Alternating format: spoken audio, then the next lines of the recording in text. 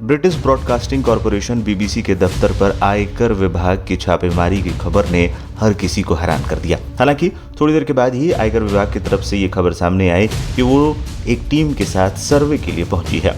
आई खबरों के मुताबिक आईटी अधिकारी सुबह बीबीसी के ऑफिस पहुंचे और कर्मचारियों के फोन बंद करवा दिए। साथ ही किसी को परिसर में आने जाने से रोक दिया गया।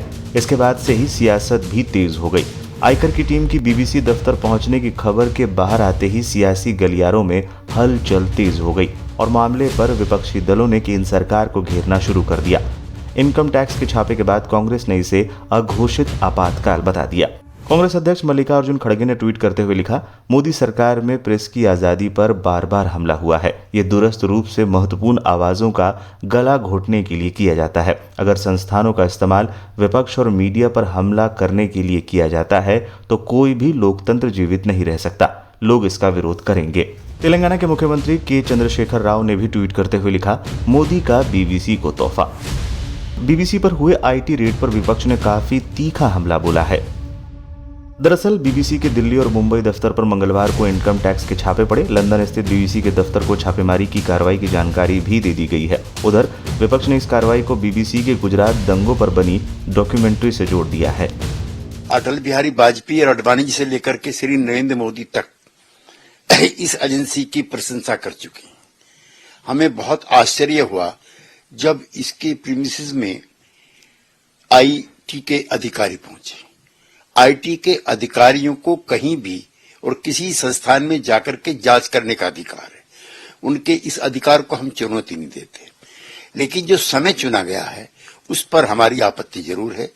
पिछले 1 महीने में प्रधानमंत्री को लेकर के बनी डॉक्यूमेंट्री और बीबीसी के बीच में काफी गहमा गहमी है, आरोप प्रत्यारोप है। लिहाजा ऐसे समय में इस प्रतिष्ठित एजेंसी को निशाने पर लिया गया, इसको लेकर के हमारा ऐतराज है। BBC is a well-respected media organization worldwide. They have a following, and if they are saying something, they have asked questions of their own government as well. In the past, they've aired many such documentaries raising many such important issues. Never before had such a campaign, a hate campaign, been run against such a media organization as we have seen.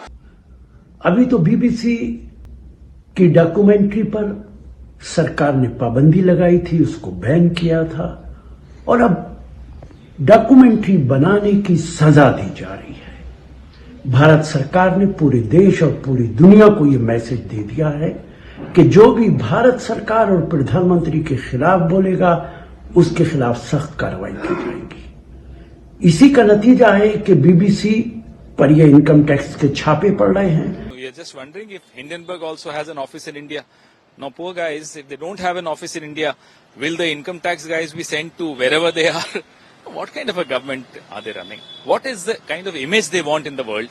We are not a banana republic. Where are they undermining our democracy in the world? जब से BBC ने प्रधानमंत्री के 2002 की घटना को लेकर जो डॉक्यूमेंट्री बनाई थी, तो उसके बाद ही आम तौर पर लोग ये बात समझ रहे थे कि इसकी कीमत बीबीसी को चुकानी पड़ेगी। जैसे और भी बहुत सारे पत्र पत्रिकाओं के साथ हो चुका है, लेखकों के साथ हो चुका है, पत्रकारों के साथ हो चुका। तो यो कहा जाए एक शब्द में कि ये तो तय था